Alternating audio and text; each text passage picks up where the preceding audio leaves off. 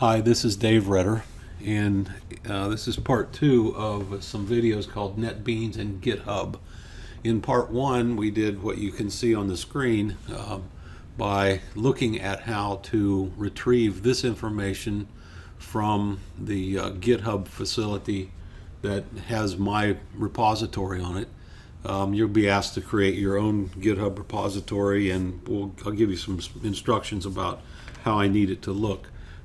But for now, it's okay with me if you go and clone, as I showed you in the previous one, those things that are on d-redder/programming2, I believe it is. Let me make sure that's right. Take a look right here. d-redder/programming-2. In other words, I want you to clone this repository on my site. All right. With that in mind, then you have an app, if you'll recall, that looks like this. It's got a main menu, and it's got some buttons down here, and right now it's just got one button. And when you click that button, it pops up the main form for yet another app. And this could actually launch other forms for whatever kind of purpose. The purpose for this layout is to make it easier and more reasonable for you to manage the various applications that I'm going to have you write through this course. And everybody will have a common user interface, and as I use it as well, it'll make more sense to you what I'm doing. It's also just makes life easier if you have things well organized. And typically students in Programming 1 and Programming 2 don't have a lot of organization skills with regard to storing files in meaningful ways. So this is just a start to show you a way that you might be able to pull that off. So what I want to do with this video is to add another button here so that we can have something else, some other app that would run by clicking a button. Assignment number 2 is going to be an assignment to establish your GitHub repository and so forth, and to do this cloning. So it doesn't really have a button here in terms of an assignment, but the structure I'm using on these is to say the assignment number, in this case 1, a space, a hyphen, and a space, followed by the name of the assignment. And that way you can go there and you can look at that. You can easily find it in your list of assignments over here.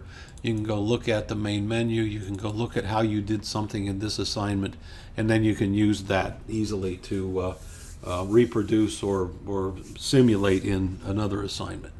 So what I want to do is to create a new assignment.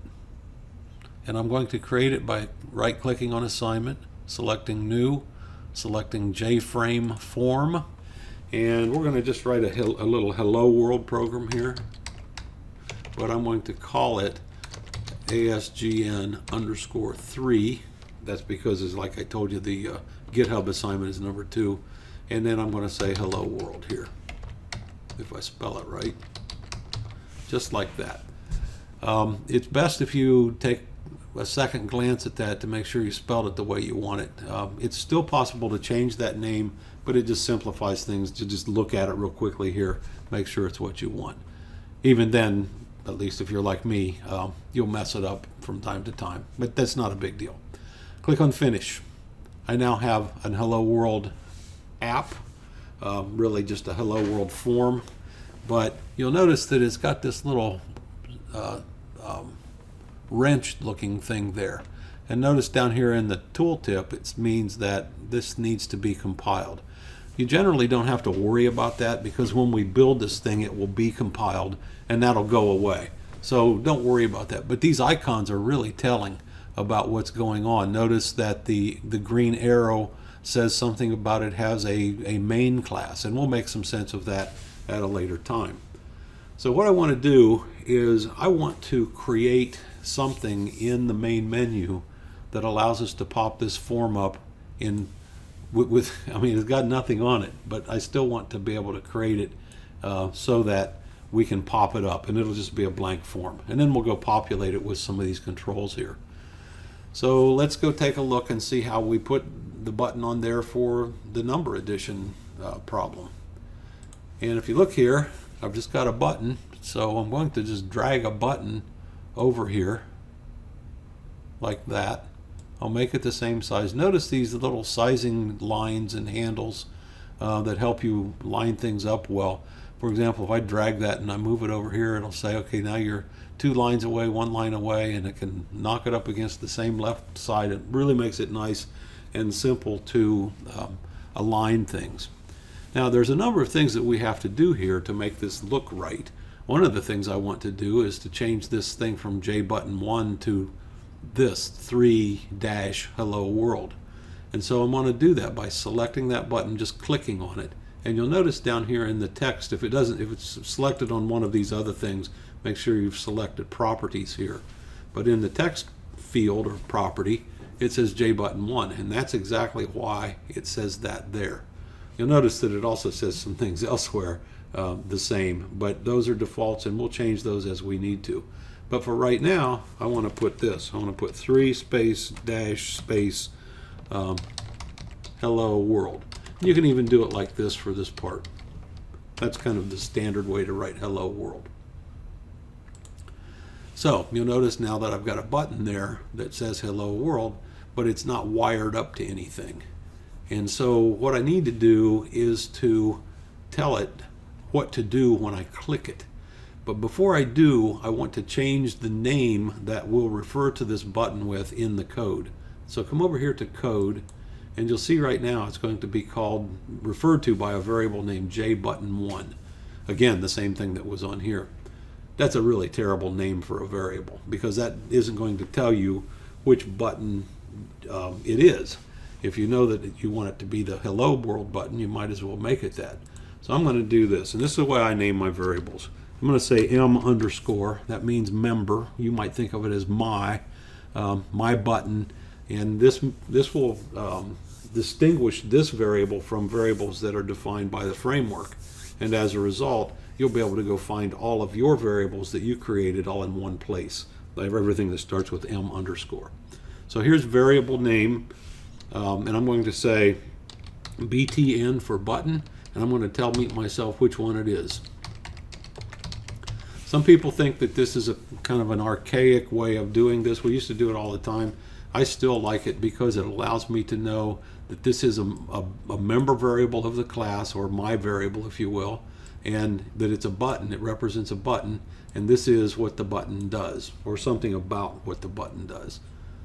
The other thing that's important for being able, or for naming that, is that we're going to tell this thing what to do when some event occurs on the button. And if we click on events while this is selected, if it's not still selected, like if it was looking like this, you can still come back and click on it, and it'll show you that these are the events for button hello world. And action performed is the event that we want to handle. And you'll notice that there is an event called action performed, but there's no handler. So what we're going to do is create a handler. I'm going to click on this down arrow, and notice that it's already used the name that I created, m underscore button hello world, followed by the string action performed. And if we just click on that, it comes over here and it creates us a new function that gets called when the button is clicked. You'll notice I've got 2 different kind of naming conventions here. I didn't do this one quite like I really think I should have, but I'm going to leave it go for now. So the next thing I want to do is this. I'm going to do the same thing for the new button as I did for the old button. I'm going to copy that. I'm going to come down in here and paste. And then I'm going to go get the things that need to be different. So if you look at this one, this is what happened for that number 1 number addition. And if we look over here into the source code, you can see that that value is the name of the class that the form is in. That may not make much sense to you just yet, but it will make a huge amount of sense to you this term. Just know that for right now, in order to create one of these forms, like this one right here, or like this one right here, we're going to need that name. And this is the way we do it. In fact, the concept of a class is one of the main features of this entire course. So what I'm going to do here is I'm going to, did I get that out of there? Yeah. What I really want to do then is to come over here to the hello world, look at its source code, and see that it has this name for the class. I'm going to copy that. You can use Control-C, or you can click on this and use the copy command. I'm going to come here, and notice that it appears here and here. I'm going to take that value right there and paste that word in there. And I'm going to take this value and replace it with hello world. This time I'm going to do it by pressing Control-V. Then I'm going to create a new variable name. Although this wouldn't be a problem, this is named this because it stands for number addition field. No, number addition form. So what I'm going to call this is the hello world form, HWF. I find this to be a convenient way to name things, because if you don't have some kind of standard way to do it, you'll sit around trying to come up with a name when you really ought to be coding, and you also lose track of what you're doing. You lose track of your thoughts. So if we look at this, we'll see that we've got everything looking pretty decent, and I'll tell you what that means in a minute. You'll notice that this thing has been expanded, and you can in fact click on that button or that little box right there, and that'll be collapsed down into just one piece of code. And in fact, we can do that with almost anything. Most things have that, and you can really collapse your code down to something that really looks pretty good, and then you can expand just those pieces that you want, like that one. Okay, so now I have this happening when we click that button, and the button that we're clicking is on this main menu. And we go back and look at the design. This hello world will cause this event to be called, and that event is in fact something that takes that creates a hello world form and displays it. That's what this is about. I'll put this in here.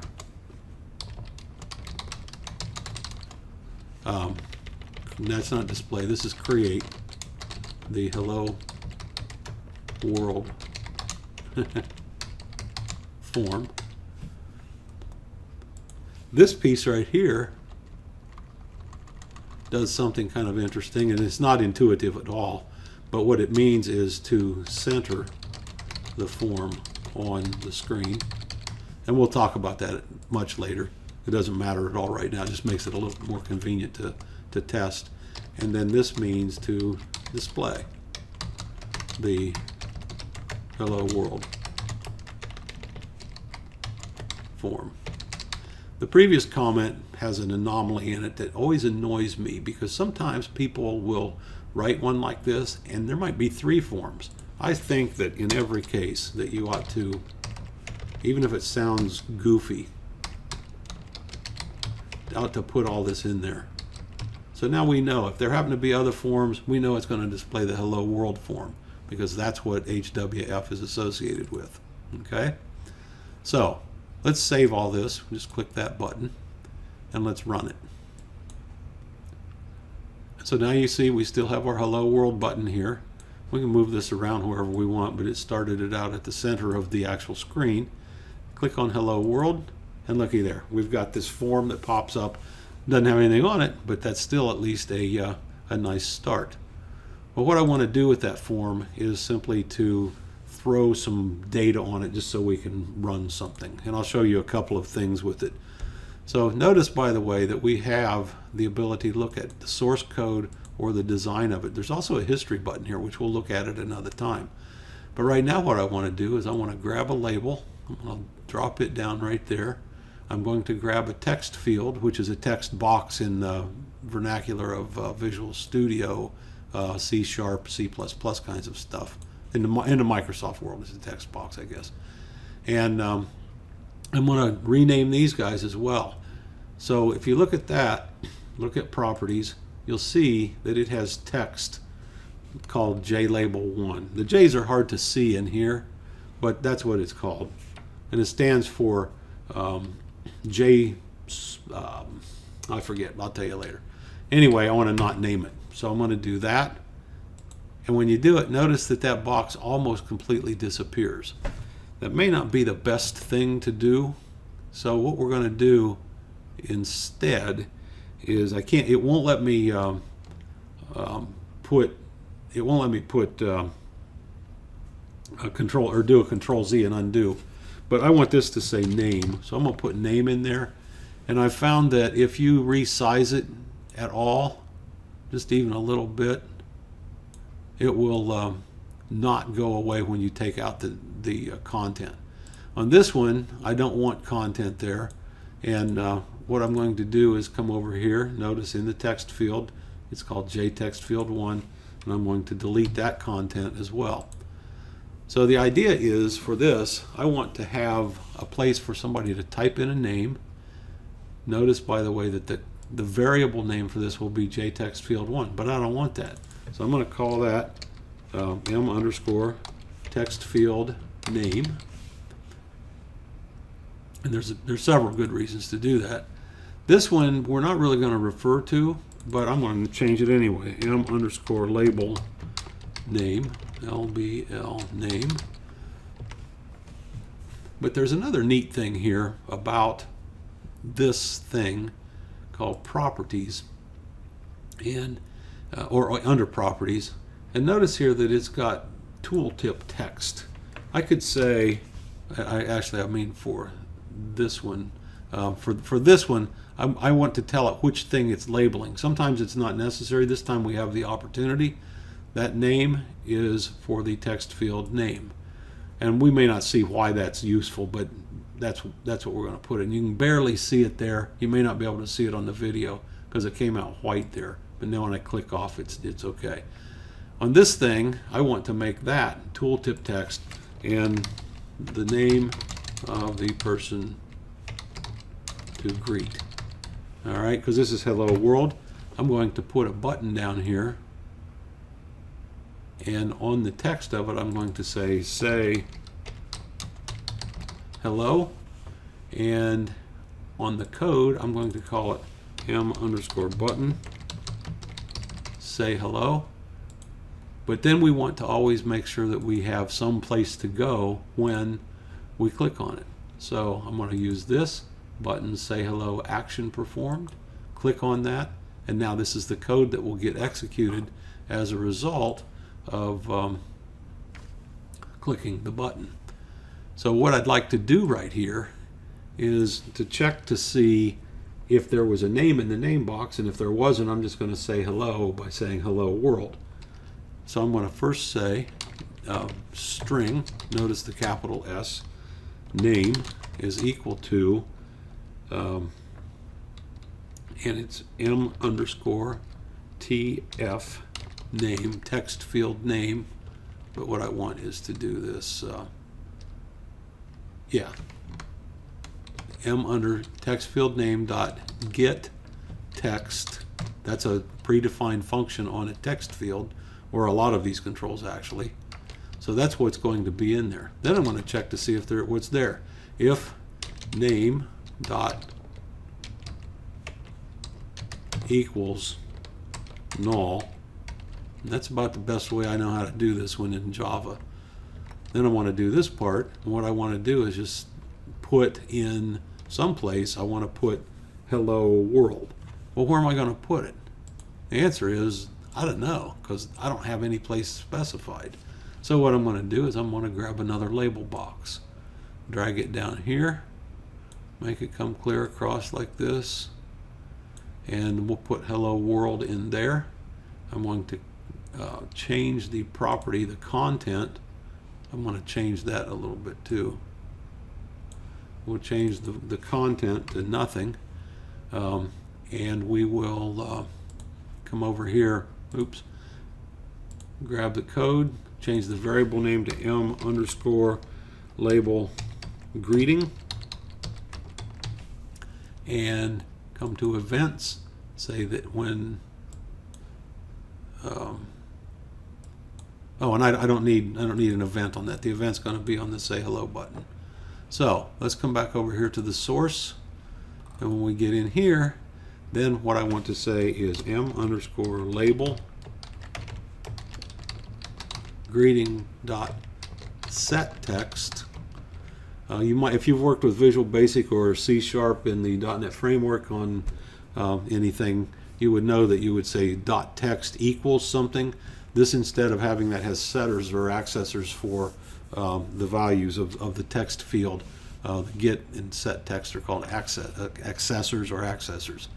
And so I want to set the text to something that has the name in it, but I want it to say, I want it to say this, hello, comma, space, quote, plus, and then I want to come out here and I want to say plus, quote, bang, quote. So that will say hello Bob or hello Dave or whatever.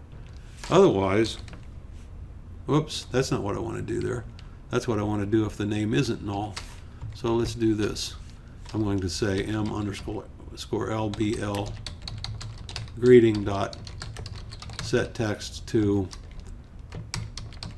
hello comma world, and we'll just leave it at that. And then I'll just put an else here.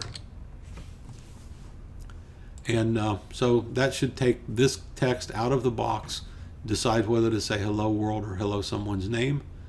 Let's see what happens.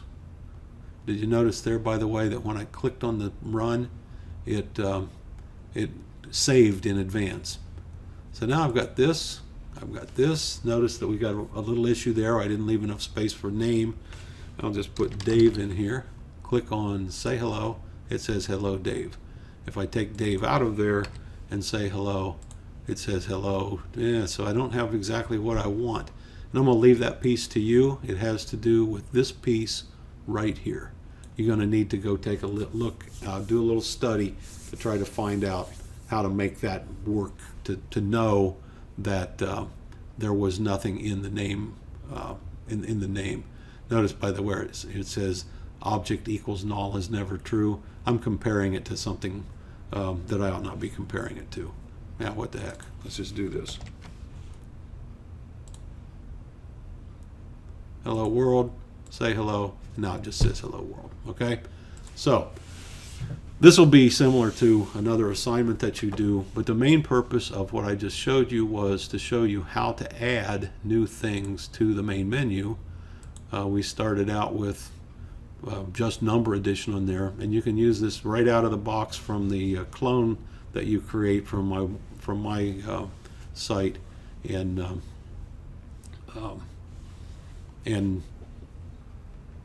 update it like I just did. All right, there will be one more piece to this video series, and that piece is going to be a piece that tells you how you can then save this stuff to your repository that you created on GitHub. So until then, that'll be it. Hope you're doing well. Don't hesitate to contact me through email or through the website's forum or whatever if you have issues. Just so you'll know, well, we'll leave that. I'll tell you this other thing in another venue. So have a good evening, and talk to you.